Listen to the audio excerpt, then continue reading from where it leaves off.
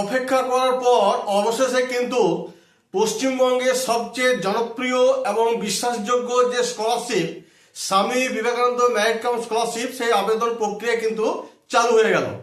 এবং এই Swami Vivekananda merit cum স্কলারশিপের জন্য কারা কারা করতে পারবে বা কারা করতে পারবে না, এবং এই স্বামী বিবেকানন্দ মেরিট কাম স্কলারশিপের জন্য কি কি ডকুমেন্টস লাগবে সেই নিয়ে কিন্তু আমি তোমাদের তথ্যগুলি পরপর বলে যাব। তার আগে বলে রাখি, যদি আমার ভিডিওটি ভালো লেগে থাকে তাহলে অবশ্যই কিন্তু একটা সাবস্ক্রাইব এবং লাইক করে দিও, আর পাশে থাকা বেল আইকনটিকে প্রেস করতে একেবারেই ভুলো না।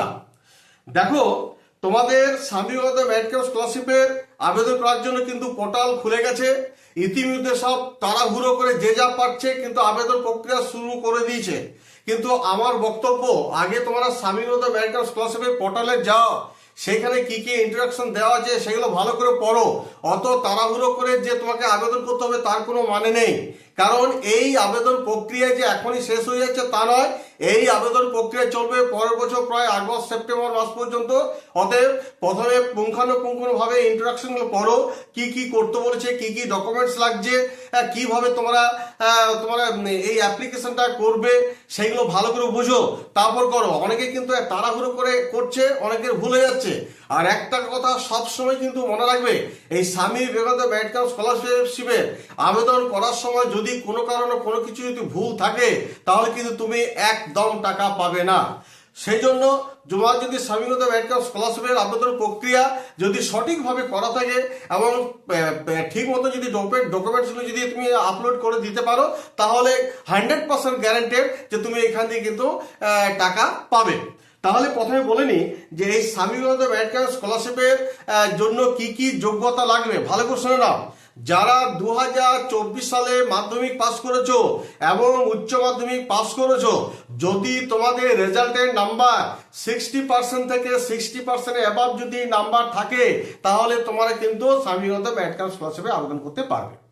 কোনো কারণে যদি দেখা গেল যে 60% হলো না, হয়তো দেখা গেল 59.9% হয়েছে মাধ্যমিক বা উচ্চ মাধ্যমিকে, তাহলেও কিন্তু তোমার কিন্তু এই স্বামী বিবেকানন্দ মেরিট কাম স্কলারশিপে আবেদন করতে পারবে না। তাহলে বোঝা গেল যে সমস্ত ছাত্রছাত্রীরা মাধ্যমিকে এবং উচ্চ মাধ্যমিকে 60% থেকে 60% এভাবে যারা নাম্বার পেয়েছো, তোমরা কিন্তু স্বামী বিবেকানন্দ মেরিট কাম স্কলারশিপে আবেদন করতে পারবে। আর যারা ইউজিতে পড়াশোনা করে পাস করেছে এবং পোস্ট গ্রাজুয়েশনে যারা ভর্তি হয়েছো, তোমার যদি 53% যদি নাম্বার থাকে তাহলে তোমরাও কিন্তু এই আবেদন করতে পারবে। আর রেনুয়ালে কারা কারা আবেদন করতে পারবে, যারা ধরো মাধ্যমিক পাস করেছিলে, মাধ্যমিক পাস করার পর তোমরা যদি একবার যদি টাকা পেয়েছো এবং ক্লাস 11-এ ধরো তোমরা পাস করে যখন 12-এ উঠছো, তখন কিন্তু তোমার কি রেনুয়াল হিসাবে আবেদন করতে পারবে। আবার ধরো যারা কলেজে ভর্তি হয়েছিলে, সেই কলেজে মানে 12 ক্লাসের সময় যদি তোমরা পাস করে যদি তোমরা সেই যদি এই Swami Vivekananda merit cum scholarship থেকে যদি আবেদন করে যদি টাকা পেয়েছো, এবং যখন তুমি কলেজ যখন তুমি ফার্স্ট সেকেন্ড সেমিস্টার বা থার্ড সেমিস্টার যখন পড়াশোনা করবে, তখন কিন্তু তোমরা রেনুয়াল হিসেবে আবেদন করতে পারবে। তাহলে আর একটা হচ্ছে যে এই স্বামী বিবেকানন্দ মেরিট কাম স্কলারশিপে আবেদন করার জন্য তোমাকে অবশ্যই কিন্তু পশ্চিমবঙ্গের অধিবাসী হতে হবে। তুমি যদি ভিন্ন রাজ্যে যদি পড়াশোনা করো, সেখান থেকে যদি তুমি অ্যাপ্লিকেশন করো, তাহলে কিন্তু হবে না। আমাকে এই পশ্চিমবঙ্গ রাজ্যে বাসিন্দা হতে হবে এবং পশ্চিমবঙ্গ রাজ্য সরকারের আন্ডারে কিন্তু তোমাকে এই স্কুলে বা কলেজে পড়াশোনা করতে হবে, তবেই কিন্তু তুমি কি করবে, এই Swami Vivekananda merit cum scholarship থেকে তুমি টাকা পাবে।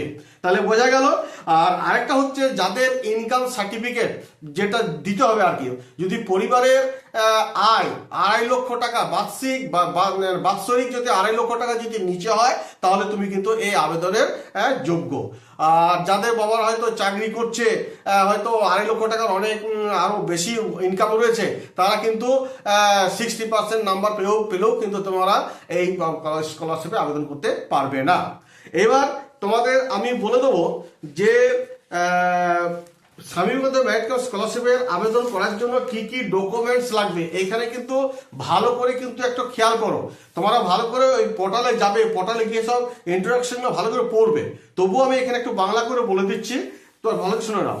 প্রথমত হচ্ছে স্বামী বিবেকানন্দ মেরিট স্কলারশিপে যদি তোমার 60% নাম্বার যে পেয়েছো মাধ্যমিকে বা উচ্চ মাধ্যমিকে, সেই 60% নাম্বার পাওয়ার যে তোমার যে মার্কশিটটা রয়েছে বা গ্র্যাজুয়েশন পাসের যে মার্কশিট, সেটাই মার্কশিটকে স্ক্যান করতে হবে। অনেকে স্ক্যান করে দেয় সামনের দিকটা, না, বোথ সাইড স্ক্যান করে তোমাকে সেটা কি করতে হবে, রেডি করতে মানে আপলোড করে দিতে হবে।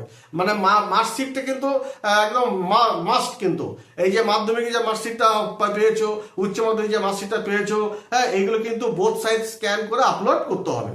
2 নম্বর হচ্ছে তুমি যে মাধ্যমিক পাস করে ক্লাস 11-এ যে ভর্তি হয়েছো তাতে একটা রসিদ আছে, সেই রসিদটা লাগবে। বা যারা ধরো উচ্চ মাধ্যমিক পাস করে কোনো কলেজে ভর্তি হয়েছো, সেই কলেজের যে রসিদটা, সেই রসিদটা কিন্তু তোমাদের কি করতে হবে, অর্থাৎ যেটা আমি বলতে চাইছি অ্যাডমিশন যেটা ফি পেমেন্টটা রসিদটা তোমাদের কিন্তু আপলোড করে দিতে হবে। এরপর হচ্ছে যেটা বললাম ওই যে ইনকাম সার্টিফিকেট, এই ইনকাম সার্টিফিকেট যদি তোমার অবশ্যই কিন্তু দরকার এবং 2.5 লক্ষ টাকা কিন্তু নিচে হতে হবে। এবার এই ইনকাম সার্টিফিকেট কোথা থেকে তোমার সংগ্রহ করবে সেটাকে দেখে নাও। যদি গ্রামীণ এলাকা হয় সেক্ষেত্রে জয়েন্ট বিডিও নিচে নয় এমন কোনো সরকারি কর্মকর্তা বা অফিসারের কাছ থেকে এটা কালেক্ট করে নিতে হবে। আর যদি পৌরসভা বা কর্পোরেশনের ডেপুটি কমিশনার বা গ্রুপ এ গেজেট অফিসারদের কাছ থেকে তোমরা ইনকাম সার্টিফিকেট সংগ্রহ করে নেবে। এরপর যেটি দরকার হচ্ছে সেটা হচ্ছে একদম মানে খুব ভাইটাল ব্যাপার, যেমন ধরো ব্যাংকের পাসবুক। ব্যাংকের পাসবুকটা দেখো এটা কিন্তু অবশ্যই থাকতে হবে এবং নিজের নামে কিন্তু সেটা পাসবইটা থাকতে হবে। এবং যেখানে তোমার পাসবইটা নিজের নাম লেখা আছে এবং যেখানে ধরো কোড নাম্বার লেখা আছে, তারপর তোমার IFSC কোড নাম্বার লেখা আছে, অ্যাকাউন্ট নাম্বার লেখা আছে, তোমার নামটা লেখা আছে, সেটা কি করতে হবে না, সেটা তোমাকে সেই পাতা তোমাকে স্ক্যান করে আপলোড করে দিতে হবে, কিন্তু বইটা কিন্তু নিজের নামে থাকতে হবে। এবার যদি দেখা যায় 18 বছর বেশি হয়ে থাকে তাহলে অবশ্যই সেটা মেজর সেভিং অ্যাকাউন্ট KYC যুক্ত হতে হবে। তার সাথে ব্যাংকের অ্যাকাউন্ট নাম্বার, যাবতীয় তথ্য যেমন IFSC কোড, অ্যাকাউন্ট নাম্বার, হ্যাঁ, এইগুলো কিন্তু ফর্ম ফিল আপের সময় লাগবে। আর এরপর লাগবে একটা ইমেল আইডি। ছাত্রছাত্রীদের নিজস্ব কিন্তু একটা ইমেল আইডি কিন্তু লাগবে, যেটা ফর্ম ফিল আপের সময় যখন রেজিস্ট্রেশনের সময় কিন্তু এটা লাগবে, যেখানে আবেদনের পরবর্তী পদ্ধতির সমস্ত আপলোডগুলি পাবে। এরপর লাগবে মোবাইল। তোমাদের প্রত্যেকেই কিন্তু মোবাইলের নিজস্ব নাম্বার অবশ্যই থাকতে হবে এবং স্কলারশিপের যে স্ট্যাটাস, অ্যাপ্রুভাল এবং বিভিন্ন সময় যে লগ ইন করার সময় কিন্তু তোমার এই মোবাইল নাম্বারটা অবশ্যই দরকার। তারপর যেটা লাগবে সেটা হচ্ছে তোমার ধরো ডোমেস্টিকের সার্টিফিকেট।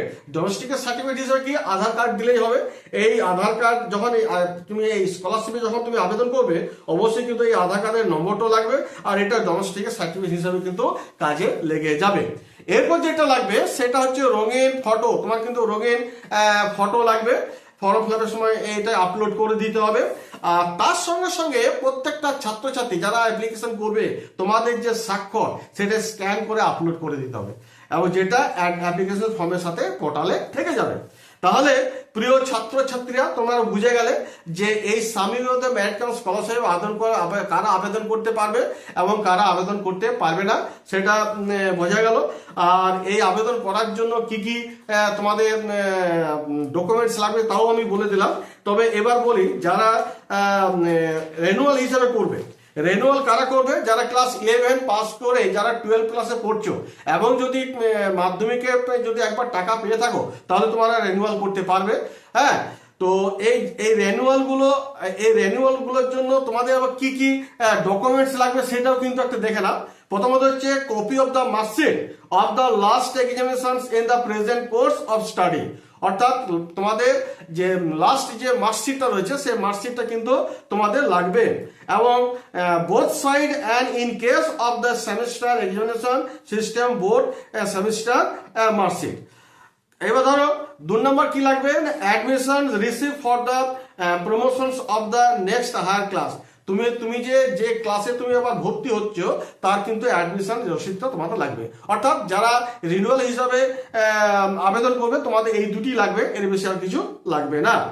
এবার বলে যে তোমাদের কত করে টাকা দেওয়া হবে সেটা কিন্তু তোমরা স্বামী বিবেকানন্দ মেরিট কাম স্কলারশিপে তোমরা যদি পোর্টালটা খুলো সেখানে কিন্তু লেখা থাকবে যে কত করে কি টাকা পাচ্ছ। যেমন ধরো মাধ্যমিক পাস করে যারা অ্যাপ্লিকেশন করবে তা ক্লাস 11-এ পড়বে তখন তোমার 12,000 টাকা পাবে। উচ্চ মাধ্যমিক যখন তোমার ফার্স্ট ইয়ারে কলেজ উচ্চ মাধ্যমিক পাস করে ফার্স্ট ইয়ারে যখন পড়বে কলেজে সেখানে কিন্তু 12,000 টাকা পাবে। কমার্স নিয়ে যারা পড়বে তারা 12,000 টাকা পাবে, যারা সায়েন্স নিয়ে পড়বে তারা 18,000 টাকা পাবে। এইভাবে দেখবে পরপর কিন্তু কোন কোর্সের জন্য কত টাকা দেওয়া আছে সেগুলো কিন্তু তোমরা একটু দেখে নাও। যাই হোক, এই ছিল স্বামী বিবেকানন্দ মেরিট কাম স্কলারশিপের সম্পর্কে তোমার যতটুকু তথ্য ছিল ততটুকু তথ্য আমি বললাম। কিন্তু তোমাদেরকে বারবার একটা জিনিস রিকোয়েস্ট করব, এত তাড়াহুড়ো করে স্বামী বিবেকানন্দ মেরিট কাম স্কলারশিপের আবেদন করার কোনো প্রয়োজন নেই। তোমরা ভালো করে বুঝো, ভালো করে ইন্ট্রোডাকশনগুলো ভালো করে পড়ো, তারপরে তোমরা মোবাইল থেকেও করতে পারো কিংবা সাইবার ক্যাফে গিয়ে সেখানে ভালো করে নিজে দেখে নেবে, তারপর করবে। এত তাড়াহুড়ো করার দরকার নেই। এই 2025-এর আগস্ট সেপ্টেম্বর মাস পর্যন্ত তোমাদের অ্যাপ্লিকেশন চলবে। অতএব তোমরা ভালো করে বুঝে সুঝে অ্যাপ্লিকেশন করো এবং দেখো তোমাদের কোন রকম যেন ভুলভাল না হয়, কারণ ভুলভাল হলে কিন্তু তোমরা টাকা পাবে না। সেই জন্য যদি ফ্রেশভাবে যদি করতে পারো এবং যদি কোনো ভুল টুল যদি না থাকে তাহলে অবশ্যই 100% তোমরা Swami Vivekananda merit cum scholarship থেকে টাকা পাবে। এই বলে আমি ভিডিওটি শেষ করলাম। যাই হোক, তোমরা ভালো থাকো আর অনেক অনেক করে এই ভিডিওটি কিন্তু শেয়ার করে দাও।